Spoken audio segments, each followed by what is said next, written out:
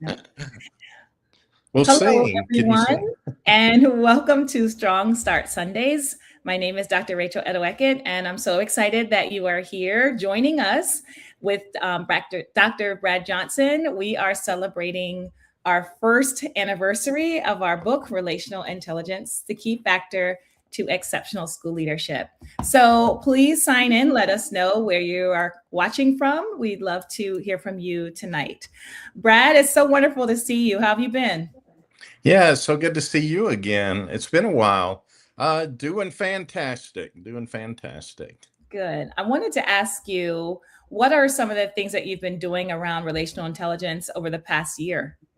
Yeah, absolutely. So the book really set the foundation. We had talked about it and we collaborated because we knew that we had a lot of the same views of leadership and that it really is all about relationship. And so I think that's what made it easy for us to collaborate. And so over the past year, I've just been doing more research on it and really trying to fine tune and hone in on, what is that message? Not just a great book for them to read, but a message to share for them to really put it together. And so, I've focused on, we call it relational leadership. So we've kind of Mhm. taken it from relational intelligence, which is kind of like the IQ and the EQ. And we talk about that in the book, and Yeah. that we have this new one that's RQ. And so, but we're really transitioning it into a leadership. And so, kind of almost a leadership style, Mhm. but understanding that it's the core of leadership. And so, I've been fortunate. I've spoke at Banff at the U Lead conference, which is a big global, and from it, I've got several opportunities to speak abroad again in Canada, and then I've shared with you I'll be going to Iceland and to Italy very soon, and other countries are really just um, they really want that message of Yeah. relational leadership, of how to help their leaders gain that relational intelligence and to create a better work culture for their staff. Because at the end of the day, you and I talked about in the book, we lead people.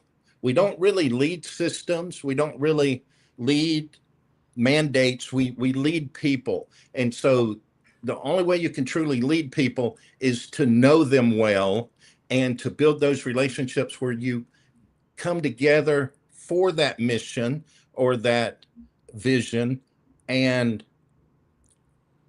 but you're also helping them become their best in pursuit of it. Yeah, definitely. And I love all the work that you've been doing around relational intelligence. And I like that there's a demand for it around the world. So I think that really speaks to the importance of this work because I was sharing with someone the other day that I think we are in a very sort of interconnected place. We would think we are in terms of technology, but what has happened is we're actually moving farther apart from each other. And there is a desire for people to come together in a meaningful way, to feel like you matter, to feel like someone knows you and knows your strengths. And that's something that is really important for us to do in our schools, not only with our teachers and staff, but also with our students and their families. So I'm really excited to be a part of this work. And we want to share a little bit more about relational intelligence as we're celebrating our 1 year anniversary of the book. And also, we want to talk about some of the research behind this work because, as you said, Brad, most people know of IQ, the cognitive ability. They know or have heard about EQ, that emotional intelligence, but RQ may be something that they're not as familiar with, about the relationships and the focus on people. And we've identified trust, communication, and collaboration as very important tenets of this work. So, Brad, can you talk to us a little bit more about relational leadership and the importance of this work? Yeah, absolutely. So, a lot of times when people hear relationship or the relational intelligence, they kind of think of it as oh, that's extra. If it's like the icing on the cake and they don't understand that it's the cake. Yeah. Um, and so, they're like, oh, it would be nice if we have time, if we can get to it. I was going to pull up and share just a few things. And so, like you said, we've kind of been diving into the research of it because that helps people understand that it's not just warm and fuzzy. It's the same mistake that we make when we talk about teachers developing relationships with students. They're like, oh, that's like the warm and fuzzy, and you want to be their friend, but that's not what we're talking about. Mhm. That can be part of it. You want them to know you care about them and you're there for you, but when you're in a real relationship, it's kind of like, I always ask them, hey, is anybody married? Because if you're married, it's just not warm and fuzzy. Yeah. It's hard work, and it takes focus, it takes dedication, and it takes that give and take with each other. And so relational leadership is really the same thing. It's not warm and fuzzy, it's the very foundation of those relationships with the people that you lead. And for them, with the leader that is leading them. And so it's not just, oh, let's be nice, let's, you know, sit around and drink a cup of coffee.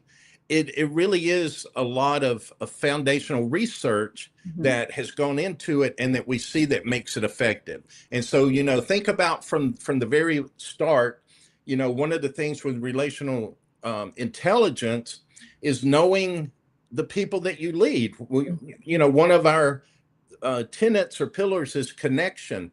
And so I knew that was going to happen. And so, but it's hard to have that connection if you don't really know the people that you lead.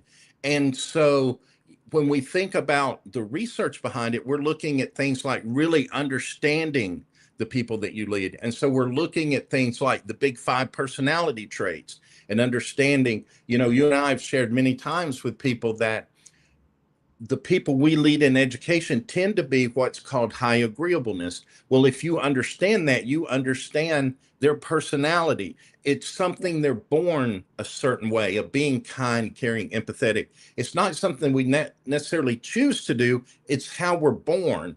It's our personality. And so with that comes challenges too, like, having a hard time setting boundaries or having a hard time saying no. So as a leader, you have to be aware of that because as a Mhm. leader, think about in 3 weeks or 4 weeks, the school gets going and you start thinking about, oh, I need people to, be on a committee or I need someone to do this. You probably know the people if you go to, they're going to say yes. But do they really need to say yes? Do they Right. really need that put on their plate? Or is it better to seek someone else? And so knowing your staff, knowing how they are, knowing their limitations, their challenges helps you build that culture better. And so it really is understanding I call it like the psychology of leadership. It's understanding the people you lead and how to get the best out of them. On the flip side, if you don't, and I know you'll talk a little bit more about transactional in a minute, Yeah. but if it's just, I need you to do this and you're going to do it, or, you need to do it or whatever, is not how we get the best out of people. Yeah. And there's a story that you talk about where you said you saw one of your colleagues and she was pulling a wagon late after school hours with lots of materials and things. And you just, basically said that you want this teacher to have a level of boundary and also to show up as their best self. And that may mean going home on time or doing other things so that that pressure is not always there. And we know a lot of teachers like that who are so Absolutely. dedicated to the work, but we also know it can take a toll. It can take a toll personally and professionally. So I really like that story that you tell in the book about like recognizing our teachers and the strengths that they have, but also understanding our role as leaders is to help teachers keep a balance. And in the same way as leaders, keeping our own sense of balance. That's something that we also really highlight in the book. Chapter 9 is dedicated completely to boundary keeping because our work as leaders is very challenging. And so the more boundaries that we can put into place that are appropriate will really help sustain ourselves in the work of relationships because That's the hardest part. When I think about the strongest administrators that I've worked with, and all have been wonderful, but the strongest ones that I remember are the ones who I felt knew me well. And it takes effort to get to know people on a personal level. It's beyond the surface, right? Yeah. Absolutely. And it really, yes, sometimes it takes a little extra effort, but what Hmm. relationships don't, and you have to ask yourself, if you're in that role as a leader, shouldn't they be worth that extra effort? Because that really is Yes. what great leadership is about. I talk about one of my good friends, we call him Mr. Z, became Dr. Z. Um, Mhm. but his last name was Zatterdag, and it was kind of long and weird spelling, but so we called him Dr. Z. But he became a middle school principal, and one of the things that he would do is he would allow the teachers to bring their children in the morning before school started, Yeah. instead of them going to the elementary school and their teacher having to watch them early. He would let them stay with their mom or their dad at the middle school, and then because he was a former coach, he had his bus CDL driver's license. So he would actually load them up on the bus Oh, and drive them to the elementary school every morning and take them into school so that his teachers could focus and not worry about if their child was over there or in trouble yeah. or anything like that. And he passed away a couple of years ago. And I remember they didn't talk about, oh, he was a great leader, oh, he had great strategies, oh, they said, he saw them as human first. Yeah. He did something that wasn't maybe extraordinary in terms of life, but to them that was everything. And I can't Exactly. tell you the number of them that would say things like, I would run through a wall for that man. Yeah. That is how you build that relational leadership. Yeah. I really am sorry to hear about his passing, but just listening to you talk about him, I can imagine how much that meant to the staff members, that he Absolutely. cared for their children and gave that latitude, to do that, and how helpful that was for the staff. So, one of the things I wanted to talk about tonight is why relational intelligence now? Why are we hearing about it, and what is the interest around that? Because when we wrote this book, you and I, Brad, are very similar in terms of our values, in terms of our belief in our teachers and staff, and the importance of the work that we do as educators. And one of the things that we've been challenged by is the pipeline. We know that there's not very many teachers right now signing up to be new teachers, right? There's been a decline over the years. And at the same time, the job is challenging for teachers who are on the job. And so relational intelligence can really make the difference in whether teachers and staff decide to stay in our schools or decide to leave and go somewhere else. So can you talk a little Absolutely. bit more about that? Yeah. Yeah, and you hit on something very important just a few minutes ago. You talked about, like, with technology and advances, we're more isolated than ever before. And so if you think about it, we have like a information abundance or a Mhm. technology abundance, but we have a relationship deficit. Yeah. And so that's kind of the angle we're coming from with relational intelligence and with relational leadership, is that there is that deficit. And that's something that people want and need. And when leaders understand that and start making that applicable to what they do, it's kind of like, go back to Dr. Z. Man, nobody's going to leave his school. They're not going to want to Yes. go work somewhere else. They're going to want to stay there with him. And like you said, um, and you and I've talked about this before, and I think you've shared this before too in other settings, but you know, at the end of the year, if an administrator sits down and looks at his staff, how many people are leaving? How Yeah. much turnover is there? That is a big red flag to what's going on. That doesn't mean you're a bad leader. It doesn't mean you're a bad person, but it does mean that maybe you aren't focusing on your staff. See, here's the problem, or it's not a problem, but one of the struggles that a lot of leaders have is that they got to their role because of their accomplishments. They're driven, they're high energy, they're all Mhm. these things. And I even share a lot of times with teachers that a lot of times what they say is micromanaging is not necessarily the leader trying to be a micromanager, but that leader knows that how they did things allowed them to be successful. So they Sure. kind of assume that's the blueprint, but that's not necessarily how everybody else would do it, or Right. maybe do it and be successful, or maybe they have a different way to do it that would be even more successful. And Mhm. so part of the transition from a leader is not thinking about what I did to get there, but what can I help my staff to do to be better, to be their best, and ultimately to keep you there, in Yes, that leadership role. So, because let's be honest, leaders have a lot of pressure on them, and turnover is just as high. A principal role probably has higher turnover than any other, even than teachers. it and does. and so there's 2 to 3 years is the average. I call it life expectancy, but career expectancy, especially in a school, is about 2 to 3 years. Although a superintendent, I think, may even be right there too at 2 to 3 years. Yeah, So they have a lot of pressure, and that's part of the issue with them thinking, well, I've got to control everything, yeah, instead of realizing, you know what?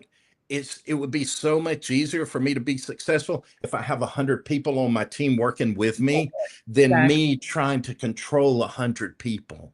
Yeah, the people work. And this is my 8th year as a principal, which is hard to believe going into year 8. I started off at a very challenging time. That was during COVID-19, and I had my own issues with sustainability at that time. It was just hard for everyone. And you're so right. There is a level of pressure that school leaders are under, but you're right. If we focus on the relationships and focus on capturing people, then we can make moves in terms of data and systems and processes and implementing policies. But you cannot do any of those things if you do not have the trust and respect of your staff. Or you can do them, but they may not go as well as if you did, right? You may not have that willingness of people to jump in and take the lead on some of that work, which then can create more work for us. So it really is interconnected. And I'm really glad that we are having this conversation and continuing to lift up the importance of relational intelligence, because, like you said, it can make the difference between a good leader and a great leader. And we all want to strive for great leadership. That's where we want to be. We want to take on that process. And I think that our book is a good way to get there. So I want to show it again. It is available on Amazon right now. So if you go on Amazon and search Relational Intelligence, Dr. Johnson and me, Dr. Edoho-Eket, you'll see it come up. And we're really excited about the input and response that we've been hearing on the book. So if you haven't grabbed a copy of it yet, please do so now. Now, what does some of the research say? Now we know the why of relational intelligence, but what can you tell us, Brad, about the research behind it? Yeah, so one of the points we were just talking about that I think is important, kind of to just piggyback on for a minute, is the high turnover rate of principals, that Yeah, 2 to 3 year kind of mark. And so when you feel that amount of pressure, and it is a lot and it's real, man, if I don't get things done in 2 years, I'm gone. And yeah, so, but what they don't understand, it went right back to the very word you said, trust. It's so much easier to get everybody on your team and working with you, the faster you can get them to trust you. yeah, Because think about it, if the average, life expectancy or career expectancy, if the average school has a principal that's only there 2 to 3 years, a staff doesn't have to buy into you. All they have to do is wait you out and yes, wait on the next person. And yeah, so that yeah, sounds kind of cruel, but that's the reality of it. And so yeah. that's why it's so important to understand you need them more than they need you. And so understanding that you need to learn how to develop that trust and develop those relationships is so key.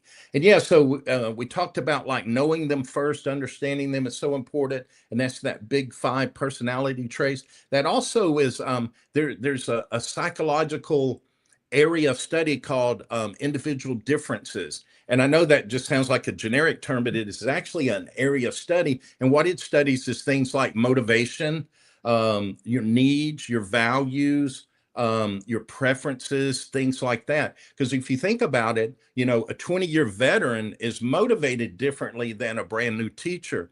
And Yeah. so understanding those differences is important. And that's why I say, I know we don't hear it often, and it may sound counterintuitive, but you really can't lead everyone the same. Right. That would be like you treating all your children exactly the same. And I don't know anyone that does that. No. They may try it, but it's usually not very successful because, you were just talking about you have twins, but they're still very different. Yes. And, Yeah. so you can't treat them exactly the same because they do have different motivations and personalities and things. And so that's important to understand as a leader as well, that it isn't a one size fits all with them too. Right. And then, we talk about like valuing staff. The research says, Gallup, that when you feel like you're valued, but the real key here is that your strengths are being utilized in your role, that you're 6 times more engaged in what you do. Yes. That is a huge, I mean, 6 times more engaged. And so from feeling like that your strengths are being utilized, well, what do we do though when we hire people? We don't focus on their strengths very rarely. We focus on their weaknesses. And we develop these, I always I don't know if I shared that in our book, but I share it a lot when I speak. I remember getting hired my first year as a teacher, and I'm so excited. Oh man, I'm bringing all of my strengths and talents. And the first thing they do was hand me this. It's called a PAC, a professional appraisal cycle. And what they want me to do is spend the year focused on 3 areas of growth, weaknesses, and to spend the year creating artifacts to Sure. show how did I improve those weaknesses. What a horrible thing to focus on our weaknesses. But that's what we do. And that's what we do with our students too. Instead of saying, hey, you know what? I hired you because you had certain strengths. Let's Hmm. develop those strengths so that you become a phenomenal teacher. Yeah. And so, go ahead. I was going to say the contributions are really important. I remember my first year as a team leader. This was many years ago. And I remember our first meeting together, we all sat down and I said, what does everyone love to do? What are your strengths? What can you do to make our team better? And there was someone who said, I love technology. I want to work on the website and keep it updated for our kindergarten team. And someone else said, I'm really artistic and I want to do the bulletin boards. Can I do those? And I'm like, yes. And we had a really high functioning team because everyone was able to function and do what they wanted to do, what they do best. And it does make a difference asking someone, what can you bring to the team? That's a question that I asked every single person on the interview. Outside of your teaching, what is something that you can bring to our school? What are you passionate about? And we hear all sorts of answers, and that really helps us sort of decide who can fill the needs in our schools. So I encourage school leaders to ask that question, what can you bring to our school and what are you excited and passionate about? And then giving people opportunities once they're hired to do exactly that. I think that really helps with engagement. Yeah. And Absolutely. so, And Brad, I want to talk a little bit. We talked about trust. Yeah, we talked about trust and also the trust equity. Can you talk about that? Because that was something new to me. Trust Yeah, capital and so equity. yeah, so we talked about trust capital, and I've kind of developed it out into trust currency. And to me, that's like the foundation of Mhm. relational leadership is that trust currency. So we have the trust capital that you and I talked about in the book, and trust capital is really Mhm. that we call it capital because it's think of like a savings account. And so you want to fill your savings account. So how do you build up your savings account? You build up your savings account by spending time with your staff, getting to know your staff. I call it uh, building those relationships in the margins. It's not about how good you get up and run a meeting. It's not about how well you do, in front of a committee or at district, but it's those margin areas. It's in the hallways. It's dropping by the classroom, those types of things, asking them in the hallway, how's your mother doing? Or, how did your son do in that play? Those types of things build that, what I call trust capital.